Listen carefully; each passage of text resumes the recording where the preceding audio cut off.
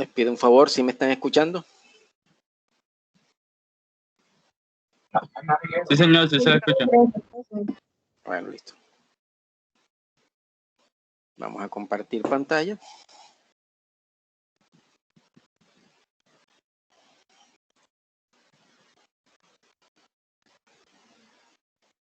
¿Sí compartió pantalla?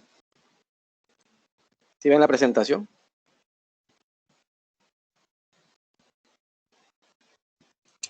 No, profesor. No, profe. No, profe. Ok.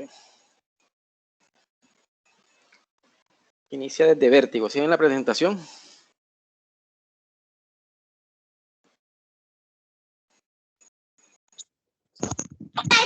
Sí, señor, sí se ve la presentación.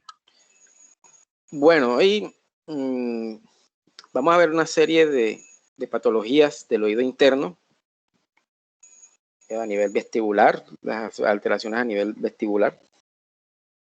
Y vamos a empezar por una de las más frecuentes, que es el vértigo.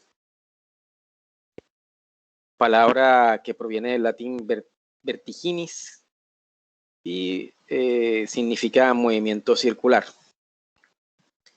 El vértigo, pues, es una sensación, ¿cómo decirlo?, de que las cosas alrededor aparentan un movimiento circular. Las cosas alrededor te dan vueltas, por decirlo así. Es un movimiento rotatorio y esto se debe a la dificultad de mantener el equilibrio, de mantener la marcha y también relacionarse con las demás cosas del medio, ¿verdad? En fin, es una sensación ilusoria de movimiento. Entonces, puede ir de leve a moderado a severo. Inclusive puede ocasionar incapacidad en el paciente al punto de dejarlo hospitalizado y pues hacerle tratamiento para que pueda recuperar pues el equilibrio y poder eliminar esa sensación subjetiva de movimiento. Aunque a veces pues la sensación también tiene características objetivas cuando ya es causada por ciertos tipos de agentes. Y bueno, cada uno amerita, cada grado de gravedad o cada escala de gravedad pues amerita un tratamiento específico. Lo primero que hay que hacer con respecto a vértigo como tal es descartar la causa que puede estarle causando vértigo al paciente. Hay unas características epidemiológicas, y etiológicas que me dicen cuáles pueden ser las causas de ese vértigo que está sufriendo la persona. Entonces, podemos ver que hay diversas causas, entre ellas, pues, todas estas patologías del oído interno. Puede haber causas netamente neurológicas, ¿sí? Porque el vértigo puede ser periférico, cuando su origen o su causa netamente tiene que ver con el oído interno, si la causa está en el oído interno. Y puede ser de origen central, cuando la causa es netamente a nivel encefálico, ¿verdad? Se puede encontrar a nivel encefálico, un tumor cerebral. Entonces, tenemos otras que son las cardiovasculares, otras que son las metabólicas, psicológicas, que se dice que son las más frecuentes en la parte epidemiológica, oculares y cervicales. En cuanto al aparato vestibular, o sea, un trastorno a nivel del oído interno, en su aparato vestibular, tenemos la cinetosis, que no es más que esa sensación de vértigo ocasionada por el movimiento al viajar. Puede ser los viajes en auto, avión o barco, que puede causar vértigo y mareo. Y este suele terminarse cuando ya pues la persona no está viajando en ninguno de estos vehículos. O sea, es momentáneo mientras está viajando. Tenemos el otro trastorno que es la laberintitis. Sufijo itis significa inflamación. Y bueno, ya hemos tratado en varios capítulos, en varias sesiones. Es una inflamación del oído interno o de los nervios del mismo, o de los nervios que conectan a ese oído interno con el cerebro. Y generalmente está asociado por una infección, un cuadro respiratorio asociado. Generalmente una infección respiratoria aguda. En la enfermedad de Meniere, que también la vamos a ver, pues hay un aumento de las presiones membranosas del oído interno, lo que va a ocasionar un trastorno inflamatorio que va a terminar en una sensación de vértigo porque hay compromisos de las estructuras vestibulares. Los procesos inflamatorios e infecciosos. Bueno, ya hemos hablado en parte de eso aquí al principio. La laberintitis, la fractura de peñasco. Causa también la otitis media aguda o crónica. Otra, bueno, ya esto es un tipo de vértigo, un vértigo posicional paroxístico benigno. Ya lo vamos a ver más adelante en qué consiste. La neuronitis vestibular y la presencia de una lesión tipo tumoral del octavo par craneal.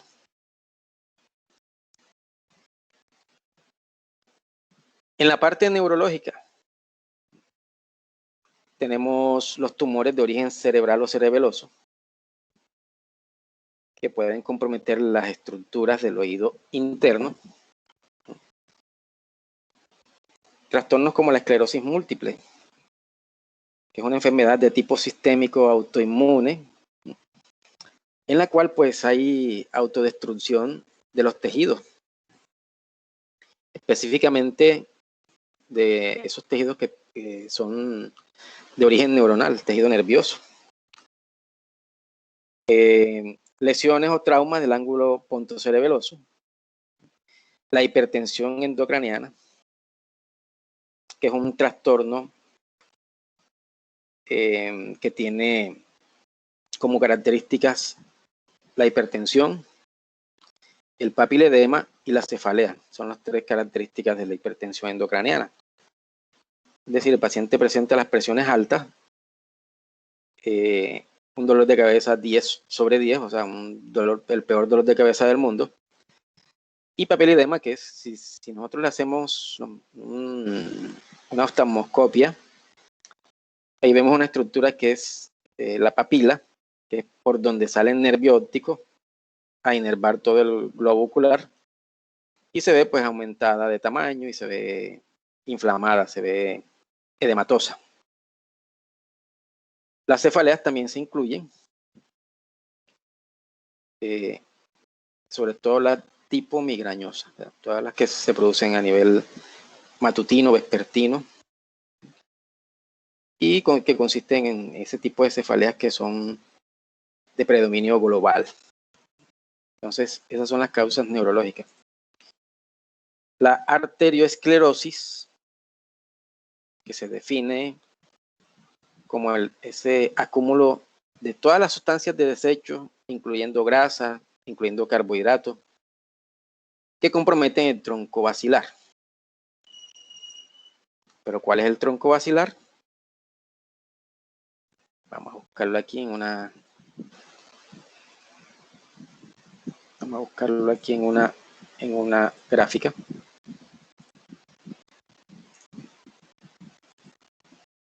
Tronco basilar.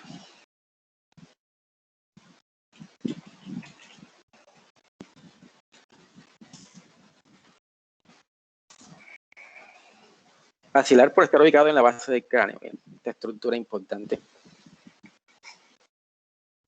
Vamos a ubicarla aquí. Bueno. Esta estructura, esta que ven de este lado, polígono de Willis. Está conformado por diversas arterias, ¿verdad? Por diversas arterias. Por aquí, bueno, vamos a ver la que es más clara. Está conformada por la cerebral posterior, la cerebelosa inferior y la cerebelosa posterior. Conforman pues esa zona de irrigación que es bastante importante para el cerebro. Se ubica en la base del cerebro, pueden ver aquí, en la base del cerebro. Y cualquier alteración, esta estructura, pues, por aquí pasa el 80% de la circulación del cerebro. El otro 20% pasa por las vertebrales. Cualquier daño, por muy pequeño que sea, a nivel de esta estructura, representa un gran daño a nivel cerebral. Entonces también incluimos al oído aquí, porque también está irrigado por ramificaciones de la arteria basilar que va a llevar la sangre rica en oxígeno al oído. ¿Ok? Vamos a continuar por acá. Entonces, cualquier alteración como una arteriosclerosis. ¿Qué es la arteriosclerosis? Es cuando, como les decía, todas esas sustancias de desecho se acumulan en la sangre, las grasas, ¿sí? Algunos hidroelectrolitos también se acumulan y van a producir que una obstrucción en cualquier trayecto de ese tronco cerebeloso, ¿verdad?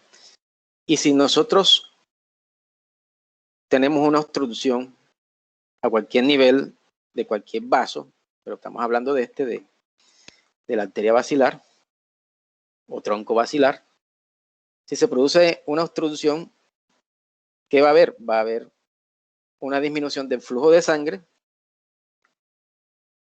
hacia el tejido que lo requiere. Y como este tronco basilar pues es tan importante para el cerebro, va a producir una gran afectación en el cerebro en un nivel bastante grave, bastante superior. Entonces, tengan en cuenta esto, el tronco cerebral pues es una estructura bastante importante porque irriga, ¿verdad? Lleva la sangre al 80% del cerebro, que es quien nos comanda, ¿cierto? Entonces, y tenemos las otras que son las arterias vestibulares periféricas, que ya son las que propiamente irrigan al aparato vestibular. Y ya sabemos que si no llega buena irrigación, no va a llegar adecuadamente el oxígeno y por tanto se van a producir trastornos inflamatorios que pueden terminar en un cuadro de vértigo. En las causas oculares, defectos en la refracción, es decir, ya en la parte de la agudeza visual, desequilibrio muscular. Recuerden pues que también alguna alteración a nivel de los músculos oculares, algún trastorno inflamatorio, nos produciría un signo que se llamaría el nistagmo, que se volvería crónico y que también afecta a la parte vestibular. Y el glaucoma, que no es más que el aumento de las presiones del ojo, ¿sí? El aumento de las presiones del ojo, que también nos produce todos esos trastornos de tipo inflamatorio, ¿verdad? Que también indirectamente van a afectar al aparato vestibular y van a propiciar esa sensación de vértigo. Causas metabólicas. La hipoglicemia, bueno, para nadie es un secreto que la baja del azúcar nos va a producir esa sensación vertiginosa, ese cuadro de mareos y de vértigo. El hipotiroidismo, en la cual pues hay una disfunción de la batería de nuestro organismo, que es la hormona tiroidea. Perdón, la glándula tiroides, que nos producen las hormonas tiroideas, que son, pues, constituyen la batería del organismo, son las que propician la utilización de la energía como tal. Entonces, si tenemos un cuadro de hipotiroidismo, también vamos a tener como consecuencia una sensación de vértigo y de mareo constantemente. Las intoxicaciones, cuando tenemos un cuadro de intoxicación exógena, también se nos van a producir una serie de alteraciones de tipo metabólico que van a terminar en una disminución de la entrada de oxígeno, ¿sí?, a las estructuras importantes del aparato vestibular, o va a haber una disminución de la entrada del azúcar también. Hay medicamentos que son ototóxicos, que producen toxicidad en el oído interno, ¿sí?, y que terminan pues haciendo todas esas reacciones inflamatorias a nivel del aparato vestibular que terminan en un síndrome vertiginoso. El estrés, pues una de las causas frecuentes.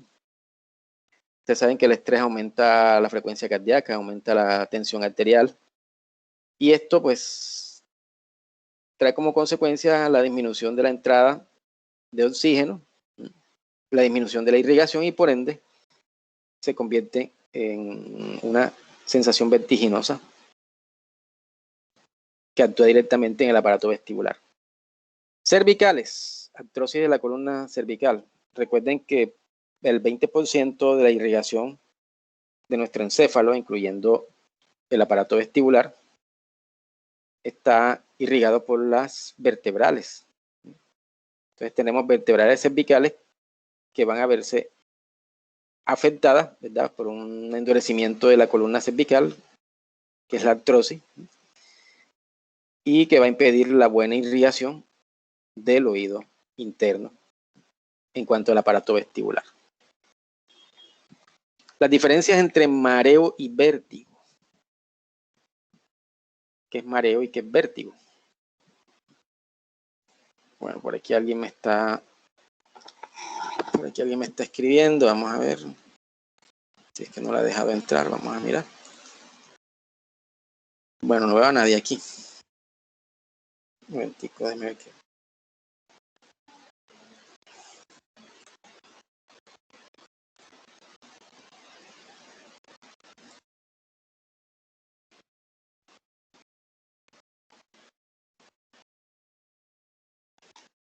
Sí, no te preocupes, estamos grabando la clase. Yo la comparto más tarde. Bueno, listo, es una compañera suya que ha tenido dificultades para entrar. Listo, entonces, la diferencia entre mareo y vértigo. En mareo, pues, ya dijimos que la sensación de vértigo es como si las cosas alrededor le dieran vuelta a uno, ¿verdad? Por el contrario, en mareo es como si uno le diera vuelta a esas cosas. Y que da vueltas es uno, alteración de la sensación espacial, se siente que la cabeza flota con desvanecimiento. Y en vértigos, es como cuando uno siente eso de que las cosas le dan vuelta a uno, las cosas alrededor le dan vuelta a uno, y se acompaña de esa sensación de movimiento.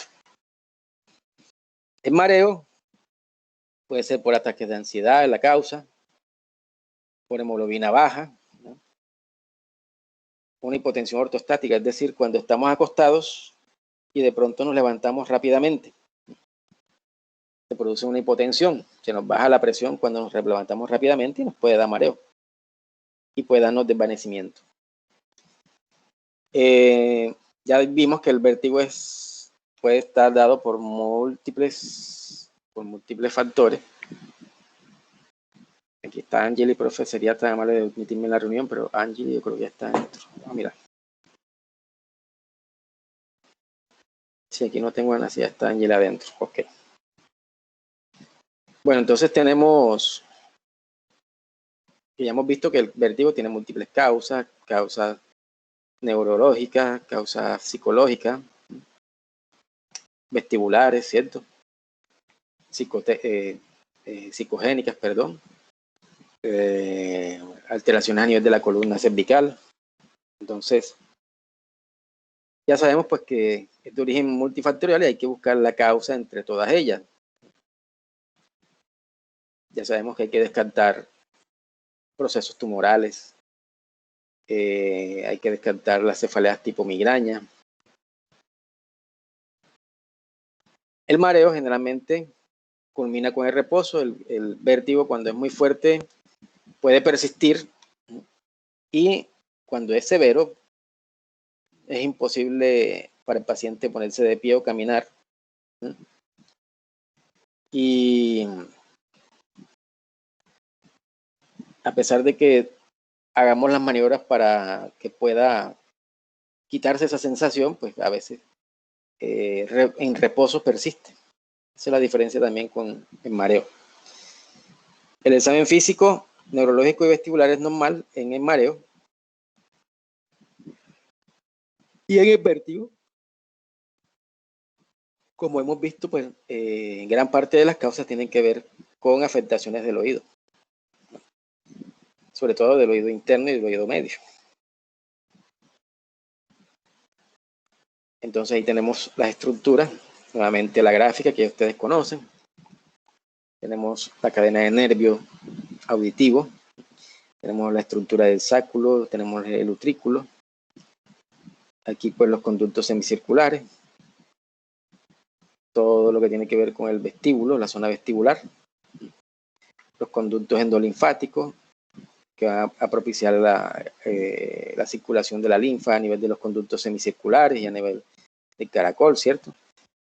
Bueno, ya aquí tenemos las otras estructuras, el oído medio y el oído externo, ya las conocemos bien. Las estructuras del laberinto, pues nada más como esquema para mostrar pues cómo circula la perilinfa dentro de todas estas estructuras, ¿cierto? También vemos aquí la presencia del utrículo que comunica con el sáculo. Tenemos la ventana redonda que, como dijimos, pues disminuye las presiones que vienen del oído hacia la ventana oval. Y bueno, todo esto que tiene que ver con los conductos semicirculares en donde circula la endolinfa, precisamente para mantener la sensación de coordinación, la sensación normal de la coordinación en los movimientos, en la marcha, en el reposo.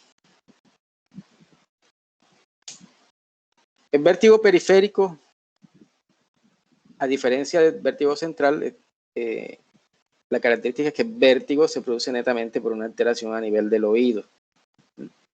Y el central se produce por una alteración a nivel del sistema nervioso central en el cerebro, sobre todo en el tronco encefálico. Entonces, las diferencias del periférico con el central, el inicio del periférico es súbito. El central, por el contrario, es más lento, es más crónico, es más progresivo. La severidad del vértigo periférico es mucho mayor, mucho más marcada, ¿verdad? Sobre todo, pues, porque se presenta también de manera muy súbita y es una sensación bastante fuerte. En el central es un poquito más leve o moderado, por lo que se lleva también mayor tiempo en instaurarse. El vértigo periférico se agrava por los movimientos, ¿verdad? Es muy frecuente. Y el central puede que sí, puede que no. Puede que se agrava con los movimientos no tan fuertes. Puede que se agrave si la persona está en reposo. El vértigo periférico está asociado a náuseas y diaforesis. Es muy frecuente. El central, pues, puede que aparezca, puede que no. Asociado a náuseas y diaforesis es frecuente en el vértigo periférico. En el central puede que sí se presente o pueda que no. La cefalea mayormente no se presenta en el vértigo periférico, pero en el central sí es frecuente. Digamos, por todas esas patologías a nivel central que puedan aparecer, un tumor, por ejemplo, que hemos hablado. Cuadros infecciosos a nivel central, la meningitis, la encefalitis te puede producir esa cefalea también. El equilibrio y la marcha, solamente durante la crisis se produce alteración del equilibrio de la marcha. En el central, la alteración está prácticamente establecida, es permanente. Es una gran diferencia. síndromes auditivos, hipoacusia, acúfeno, muy frecuente en el vértigo de origen periférico. Y en el central, pues es bastante raro, porque las estructuras que se pueden comprometer son diferentes a las que se pueden comprometer aquí en el vértigo periférico. Nistagmo, pues el movimiento unidireccional o en ambas direcciones, hacia arriba o hacia abajo, que pueda darse a nivel del globo ocular. En el vértigo periférico generalmente va en una sola dirección, es horizontal y es agotable, no está permanentemente la persona sufriendo este tipo de ataque. En el central puede ser unidireccional y bidireccional, pueden ser variables, y generalmente no agotan al paciente. Aquí pues le va a mejorar al paciente que tiene vértigo central. Síndromes neurológicos ausente y posiblemente, como el compromiso aquí sí es central, el paciente pueda presentar una hemiparesia, por ejemplo, una monoplegia. Entonces, ojo con eso para que hagan diagnóstico diferencial, para que hagan la diferencia cuando los llegue el paciente. El diagnóstico, ¿para qué nos sirve? ¿Para qué sirve un diagnóstico? Díganme ustedes, los escucho.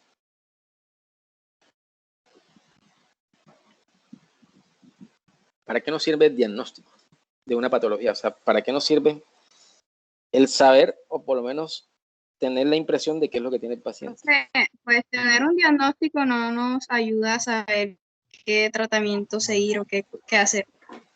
Correcto, muy bien. ¿Quién me habló allí? Voy a ponerle aquí una crucecita. Andrea Paz. ¿Cómo te llamas?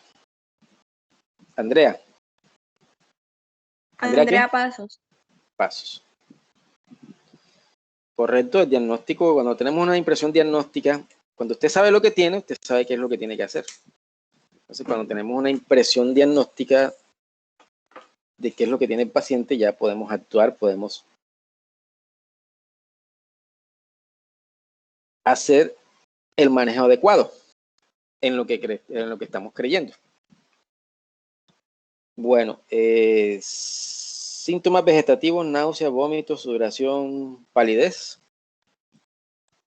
En el agudo se presentan muy frecuentemente y acá en el central se presentan muy escasamente. Entonces,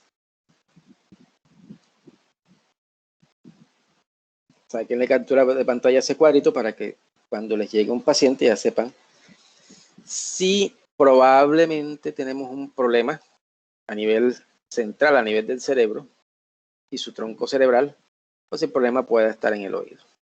Son características pues que nos van a decir mucho sobre el diagnóstico del paciente, sobre la causa de su vértigo.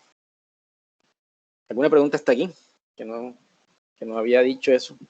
No había preguntado si tenían alguna duda hasta aquí.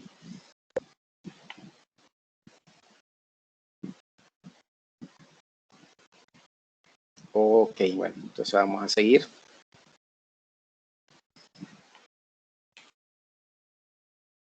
Bueno, entonces, hablando pues todavía de las causas, ¿verdad? Tanto del vértigo periférico como del vértigo central, tenemos un síndrome que es el síndrome de Meniere, que ahorita vamos a hablar de él. Dependiendo de la postura, ¿verdad?, en que nos encontremos, pues nos va a suceder ese tipo de vértigo periférico. Estas son las causas o las presentaciones del vértigo periférico. Una neuronitis vestibular, que también ahorita la vamos a tratar. Neurinoma del acústico. Ayer pues ya se habló de este tipo de patologías en la cual pues se ve comprometido pues la parte de equilibrio también. Y las diversas otitis media en los niños.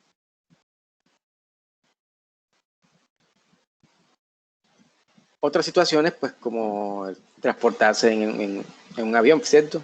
O en un bote, nos puede producir ese tipo de vértigo. Una patología que es la laberintitis purulenta, lacerosa y la laberintitis tóxica, que son cuadros que producen inflamación del laberinto. Y por tanto, pues va a haber una alteración que redunda en la sensación de vértigo periférico. Infecciones traumatismos craneanos y hemorragias que comprometen el laberinto del oído interno. Y central, tumores del tronco cerebral, acuérdense de la estructura aquella del tronco cerebral, la arteria basilar o tronco basilar. Cualquier tumor, cualquier lesión a este nivel va a representar una gran alteración a nivel encefálico, incluyendo la sensación de vértigo.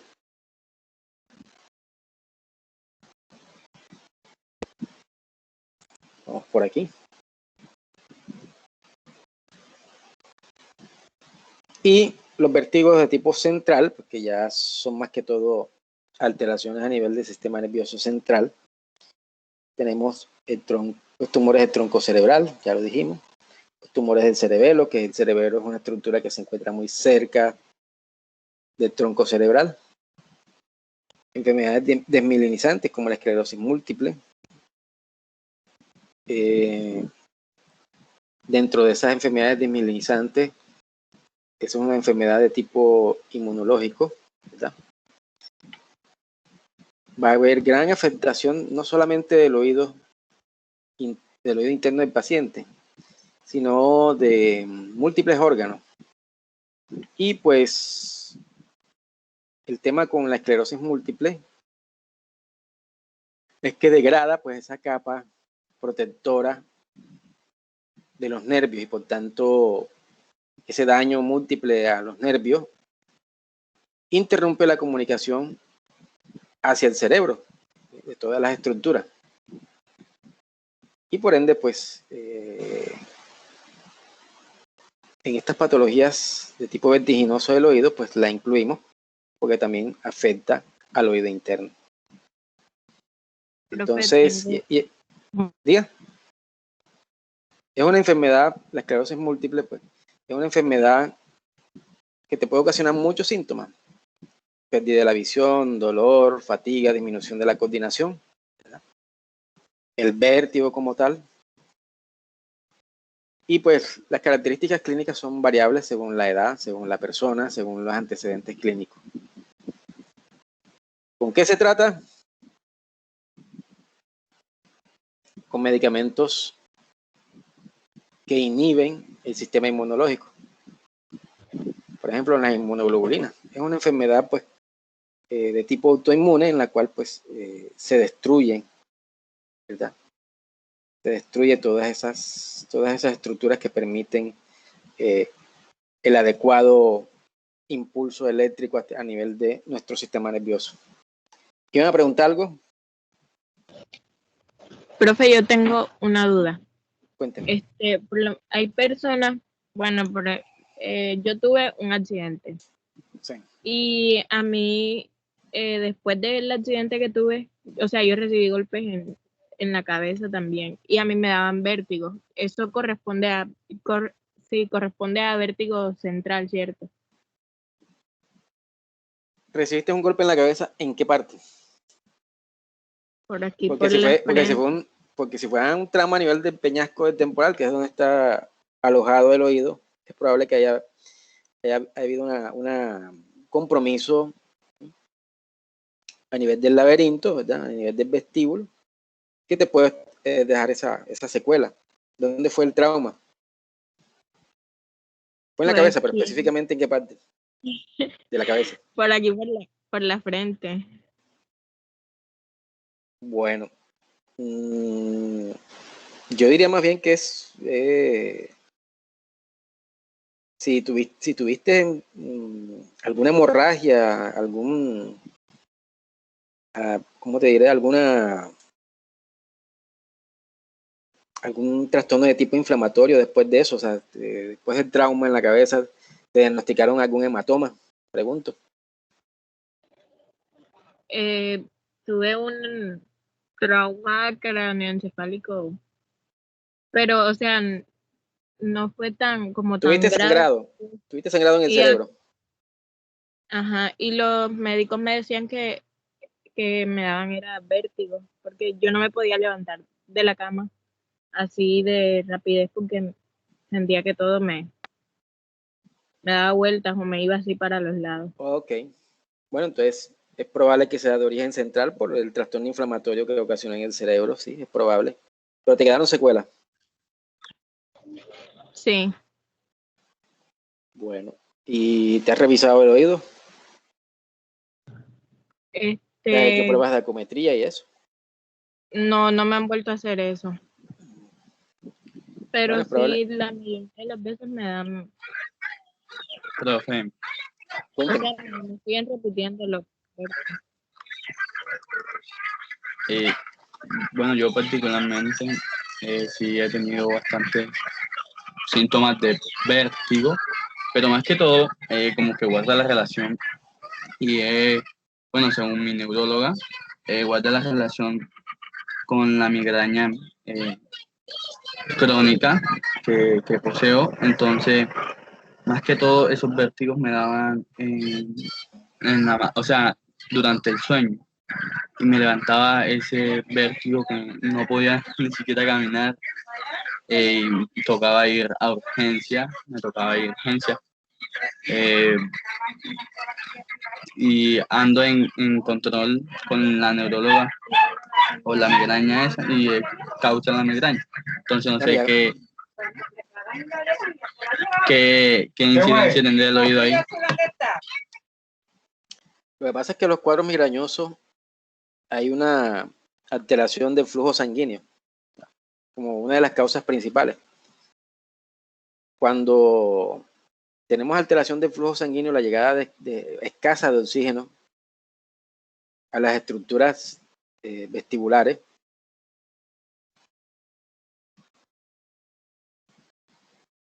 la célula principal, que es el otolito, ¿verdad? Que es la que propicia, la que propicia que mantengamos el equilibrio, no recibe ese oxígeno, ¿cierto? Y cuando ese tipo de células no actúan, no funcionan bien, no reciben la cantidad de oxígeno necesaria para utilizar su energía, pues terminan en este tipo de trastornos. Entonces, todos estos cuadros pues tienen mucho que ver con la disminución de la irrigación, la disminución de la entrada de oxígeno a la célula óptica, al otolito. Entonces, no va a propiciar, no va a cubrir o cumplir con esa función de coordinación. Y por tanto, pues se va a tener esa sensación de vértigo. Para eso, principalmente hay que buscar la causa de la migraña. Generalmente los cuadros migrañosos se asocian a situaciones de estrés, ¿verdad? Al exceso de trabajo, al consumo de alimentos pesados, alimentos, por ejemplo, ricos en grasa, a bebidas negras, ¿verdad? A la comida chatarra también, que tiene muchos radicales libres que te pueden producir este tipo de alteración. Entonces, a usted le está tratando su vértigo, ¿verdad? De origen migrañoso, pero hay que buscar la causa de la migraña. Entonces, no sé si te habrán estudiado, te habrán hecho tus exámenes imagenológicos, te habrán hecho tus pruebas de función metabólica, te habrán hecho tus pruebas hemáticas. ¿Te hicieron todo eso? Pregunto. Profe, con relación a imagenología, sí he presentado una tomografía de cerebro, una resonancia de cerebro completa y ya. ¿Pero te salió Pero algo? no, o sea, aún no sé los resultados de eso. De la última, bueno, en la tomografía pues no me sale nada, pero en la resonancia, que es como más profunda, aún no sé los resultados. Ok. Bueno, en todo caso, veo que estás recientemente estudiado, hay que esperar a ver cuáles son los resultados, porque hay que descartar la parte imagenológica, ¿verdad? Si de pronto es una lesión que esté obstruyendo esa irrigación sanguínea. que de pronto sea de la parte metabólica, ¿verdad? Trastornos del sodio, trastornos del potasio, trastornos del calcio, o de la parte hematológica, un síndrome anémico, ¿cierto? Entonces, en esos Sí, cuadros profe. migrañosos, diga. Igual mi neuróloga pues como de alguna forma me incidió a que no consumiera ninguna sustancia de tipo negra, como usted me estaba mencionando, Así es, ningún chocolate, media nada de chatarra, eso. nada de eso, hasta Ok. que no se descartara la procedencia de la migraña. Sí, puede ser de tipo nutricional. Todas estas sustancias, pues, lo que hacen es aumentar generalmente la presión sanguínea, la disminución de la irrigación a nivel de estos vasos vestibulares, y te puede estar ocasionando vértigo también asociado a ese cuadro migrañoso. Entonces, veo que te están estudiando, pues hay que esperar el reporte de resultados de esos estudios.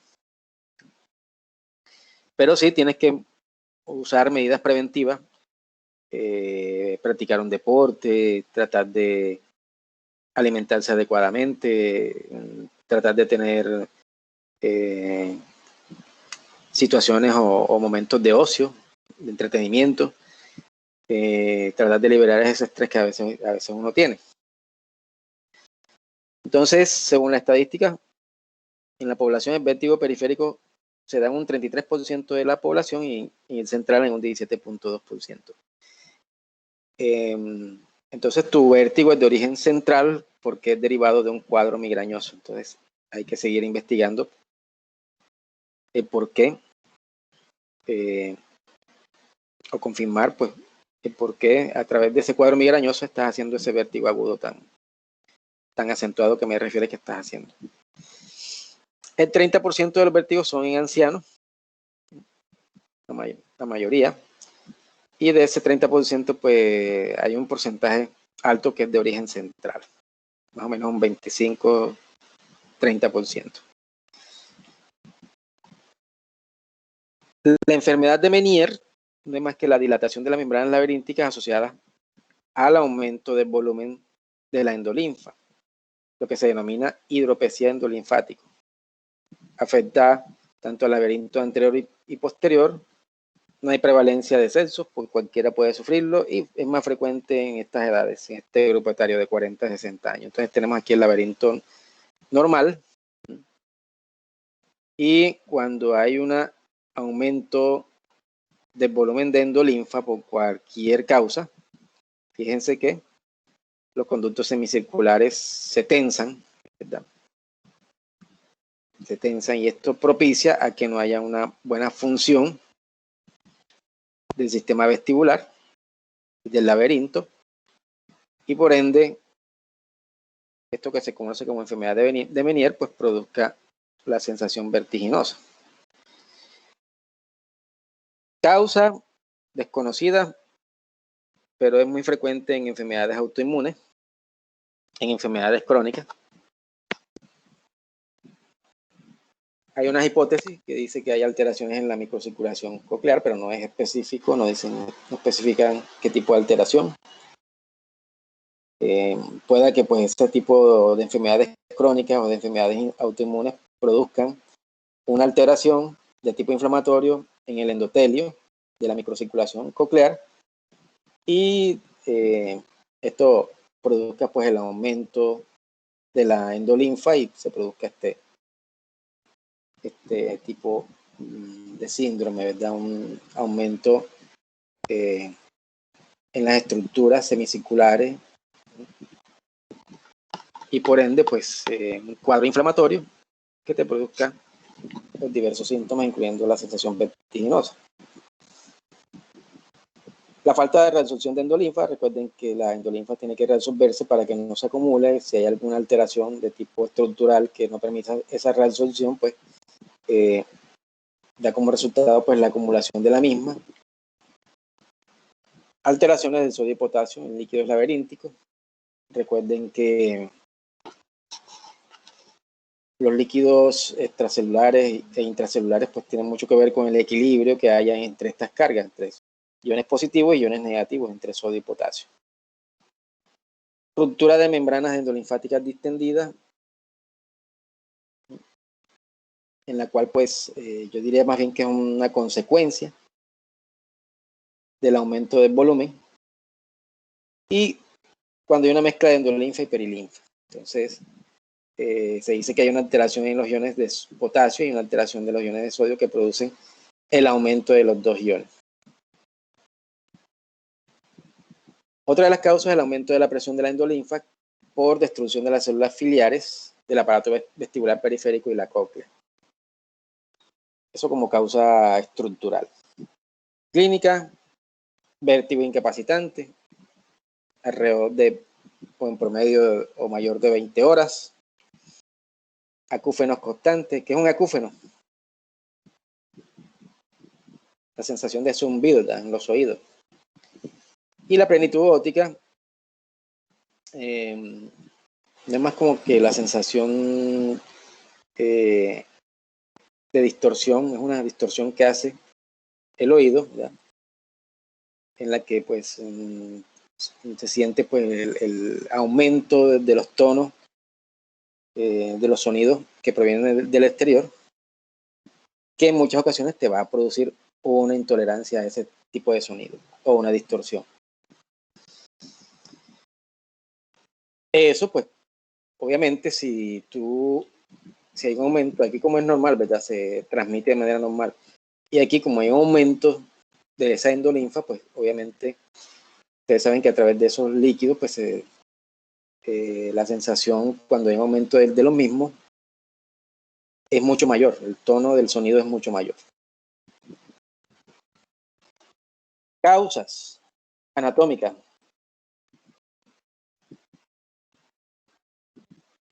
Tenemos allí una escasa neumatización mastoidea, cuando hay escaso aire a nivel de esta región, cuando hay una disminución, cuando la estructura del acueducto vestibular es pequeño, eso se denomina hipoplasia, pues no va a permitir la adecuada circulación de la endolinfa y por tanto se va a acumular. Hay factores genéticos, alguien hablaba de eso en la exposición, ¿verdad? Herencia recesiva multifuncional de penetrancia incompleta. ¿Qué es eso? Cuando tenemos, ¿cómo les explicaré? Cuando tenemos dos genes, ¿verdad? De tipo recesivo, es decir, cuando hacemos el cruce en la parte genética, no sé si ustedes habrían visto genética o en biología habrían visto genética. Cuando se hace el cruce, ¿verdad? Y recuerden que cuando se hacía un cruce entre los dos genes, ¿cierto? Que se representaba por una letra mayúscula y una minúscula, ¿sí? Ahí pues se determinaba cuáles eran los posibles resultados. Entonces daba un gen dominante, daba dos genes de tipo recesivo, y en este caso pues ese factor genético, cuando tenemos dos genes recesivos, es decir, letras minúsculas que se juntan, nos puede producir este tipo de síndrome. Bueno, entonces tenemos en la parte inmunológica, cuando tenemos el depósito de todos esos materiales, de todos esos productos de la inflamación, ¿verdad? Todos esos productos inflamatorios en el saco endolinfático que te va a aumentar el volumen del mismo. Enfermedades de tipo viral como el VIH tipo 1 o 2, el virus de Epstein-Barr o el citomegalovirus, que pues también van a producir un proceso inflamatorio que va a terminar en el acúmulo de ese líquido endolinfático. Una isquemia o hemorragia laberíntica, ya esto lo hemos explicado en parte. Aquí lo que le explicábamos al compañero, generalmente en los cuadros migrañosos se produce un vasoespasmo que termina en la disminución de la irrigación del oído interno y por tanto escasea la llegada del oxígeno al oído interno y esto va a derivar en un mal funcionamiento, ¿sí?, a nivel celular y por tanto se puede presentar los cuadros de vértigo. Psicológico, personas que viven estresadas todo el tiempo. Entonces, ¿cuál es el manejo? Reposo, sedantes vestibulares, antieméticos. Antieméticos como la metoclopramida. Los sedantes vestibulares podemos utilizar un antihistamínico tipo clorencidina, tipo loratadina. Y el reposo que es necesario en estos casos. ¿Cómo se mantiene ese tratamiento? El soporte psicológico y la educación del paciente. Y como te decía, tratar de mantener una buena alimentación, evitar todos estos tóxicos que a mucha gente les gusta, el tabaco, el alcohol, el café. Bueno, a mí me gusta el café y el té. Esos son sustancias pues, que van a producir un aumento en la actividad neurológica y por tanto no vas a estar tranquilo, no vas a estar reposado y termina en este tipo de síndrome. Evitar la fatiga y el estrés. Entonces también podemos utilizar diuréticos como la acetosolamida, 250 miligramos cada 8, cada 12 horas, la hidroclorotiazida, la betahistina y trimetazidina y el uso de corticoides. Esto con el ánimo de disminuir la circulación del líquido endolinfático. ¿Ya? Esto con el fin de disminuir la circulación del líquido endolinfático y no se produzca ese ensanchamiento, ¿verdad? Ese ensanchamiento que vimos aquí de las estructuras que terminan en el síndrome de Meniere. Hay otros tratamientos dados si ya el vértigo es de tipo incapacitante, la denominada cirugía del vértigo, en la cual pues se hace descompresión. Bueno, en uno de esos casos se hace descompresión cuando es una cirugía conservadora, descompresión del saco endolinfático. Y la destructiva, que es sustraer la cóclea y el sáculo, sustraer el laberinto y seccionar el nervio vestibular. Entonces, pues ya es una cirugía de tipo intervencionista, ¿sí?, que ya se mete ya con las estructuras ya del oído interno, en las cuales definitivamente pues no se puede hacer más nada, no se pueda conservar este tipo de estructuras y haya que sacarlas para que no se produzca ese trastorno. El vértigo posicional paroxístico benigno se define como crisis intensa de vértigo de corta duración que aparece al inclinar la cabeza para mirar hacia arriba, para acostarse o girar sobre el oído afectado. Produce nictasmo, vértigo intenso, de duración de menos de 30 segundos, perdón. Puede que se acompañe de náusea y no hay síntomas, por ejemplo, una hipoacusia, no hay síntomas que comprometan la parte sensible del oído. Entonces se hace vamos a resumirlo aquí, se hace como tratamiento ante este tipo de vértigo, propiciar los cambios de posición. Entonces lo que recomiendan es este tipo de protocolo, que mismo pues explican hacia dónde circula el líquido endolinfático. Entonces, con el paciente sentado, girar la cabeza a 45 grados, girar la cabeza hacia acá. Después de eso, tumbar al paciente, manteniendo la cabeza girada y extendida. ¿Está? Cae, y entonces ya el líquido va hacia este lado. O se mantiene en ese mismo conducto semicircular, canalicular. Dice después, girar la cabeza a 90 grados al lado contrario, mantener la posición entre 20 y 30 segundos. Fíjense, prácticamente se mantiene en la misma posición. Girar el cuerpo 90 grados hacia el lado no afecto. Entonces vuelve y lo coge, gira el cuerpo hacia 90 grados hacia el lado no afectado. Se mantiene la posición. Y posteriormente volver a situar al paciente en posición inicial. Entonces, se llama el esquema de maniobra de Dix-Halley y Epley. para ese tipo de vértigo, ¿verdad? Este es un tipo de tratamiento que ustedes como profesionales en fono pueden aplicar también. Entonces, fíjense cómo es el esquema. Y lo que se trata del objetivo, pues, es de mantener la circulación linfática. Pero una pregunta, pues esto que estaba mostrando ahí en esta imagen, exacto, eso no se puede aplicar en alguien que de pronto esté presentando episodios de vértigo, ¿cierto? O sea, Específicamente es para el vértigo paroxístico benigno, pero es un tratamiento que es general, que se puede utilizar para otros tipos de vértigo. Sí, se puede. ya. Sí, se puede utilizar para otro tipo de vértigo, sobre todo porque se trata de cambiar de posición para que ese líquido endolinfático pueda circular a nivel de los conductos semicirculares. Alguien tenga de pronto un episodio de vértigo por mucho estrés. Ante todo, pues hay que hacer tratamiento de la causa, hay que tratar el estrés primero, ¿verdad? Y después sí, si hay persistencia de esta sintomatología, puedes practicar este tipo de maniobras.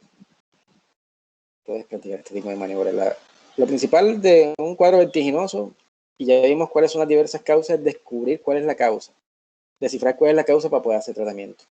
Chicos, ¿ustedes tienen clase ahorita? Ya vamos a terminar. ¿Tienen clase ahorita? No sé si le esté ocupando el puesto a... Se supone que a las 4 teníamos, ¿no? Ah, bueno, listo. Entonces ya vamos a terminar. Otro síndrome es la neuronitis vestibular. También una afectación del vestíbulo, ya sea bilateral o unilateral. No se conoce la causa. Y se caracteriza por una aparición brusca de vértigo sin lesión del nervio facial y sin verse afectada normalmente la audición. Está asociada a infecciones por el herpes, ¿verdad?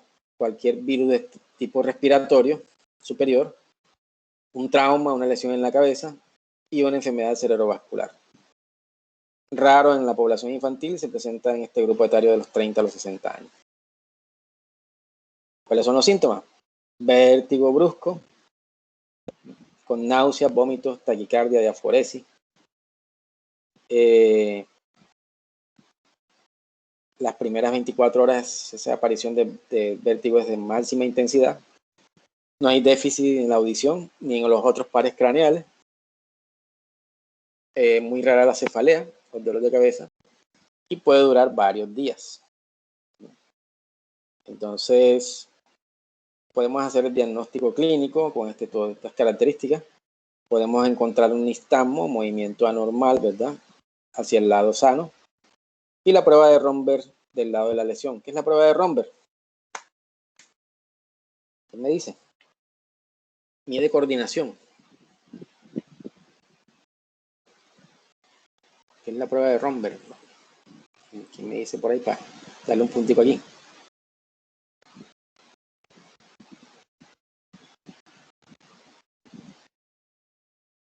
Bueno, la prueba de Romberg es una maniobra en la cual se busca si hay un tipo de incoordinación. En él, pues, se coloca el paciente de manera recta, en posición vertical, y generalmente da positivo cuando el paciente oscila o se cae hacia un lado al cerrar los ojos. Indica que pues de ese lado es que puede estar la lesión. Puede ser una lesión vestibular. Y puede haber compromiso del cerebelo, que es una de las estructuras que le da coordinación a nuestro organismo, ¿verdad? Entonces, tenemos esa prueba de Romberg que es positiva del lado de la lesión. Tratamiento, manejo con metoclopramida, cisaprida puede ser también, buena hidratación, el uso de tranquilizante, soporte antiinflamatorio y manejo con corticoides.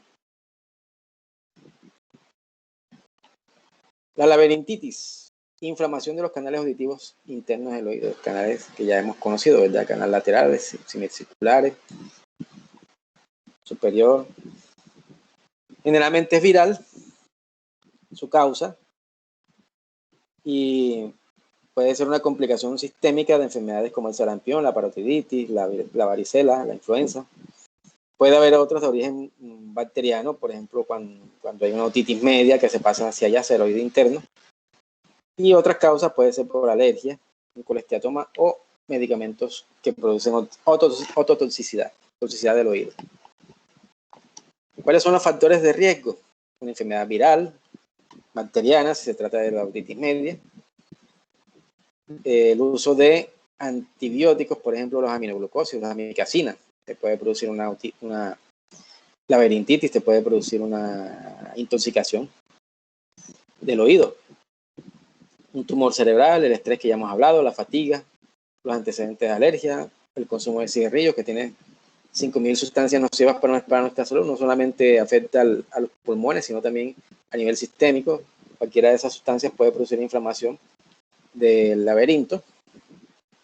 Y consumir grandes cantidades de alcohol, que lo que hace pues también es propiciar un desequilibrio a nivel de todas estas estructuras que desencadenan un trastorno inflamatorio.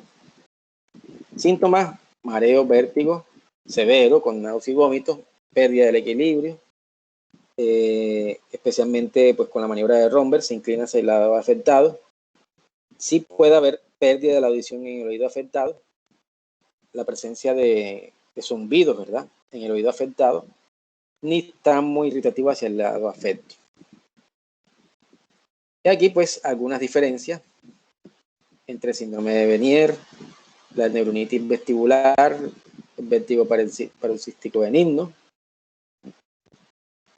Aquí pues la causa del Meniere, ya dijimos que era un aumento del líquido. En la neuritis vestibular, causa viral. Y aquí pues una alteración a nivel de las estructuras del oído interno, la presencia de cálculos a nivel de la cúpula, una presencia de cálculos a nivel del canal.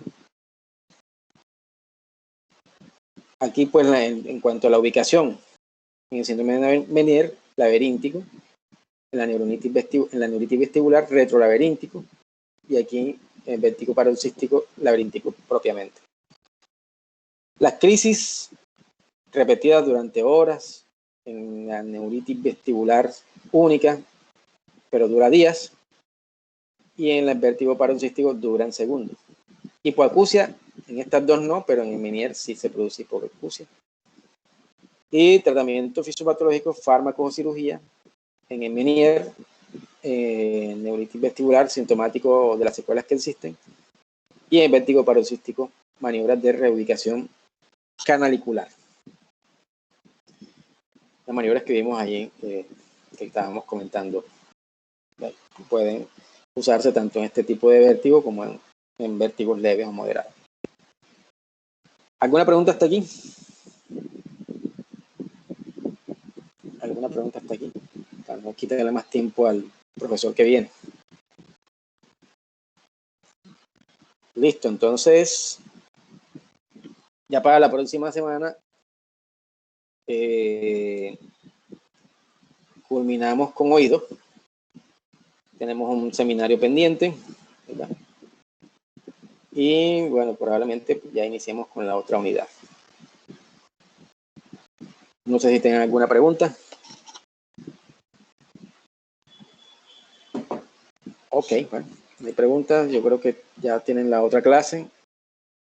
Ya no les quito más tiempo del otro docente. Profe, Bueno, ¿sería tan amable de pasar el material para estudio? Ah, claro que sí. Sí, Gracias. denme, yo se los paso. No se preocupen, yo les paso esto. Bueno, vamos a dejar de grabar aquí. Bueno, profe. Bueno, que estén muy bien. Hasta luego. Hasta luego, profesor. Hasta luego.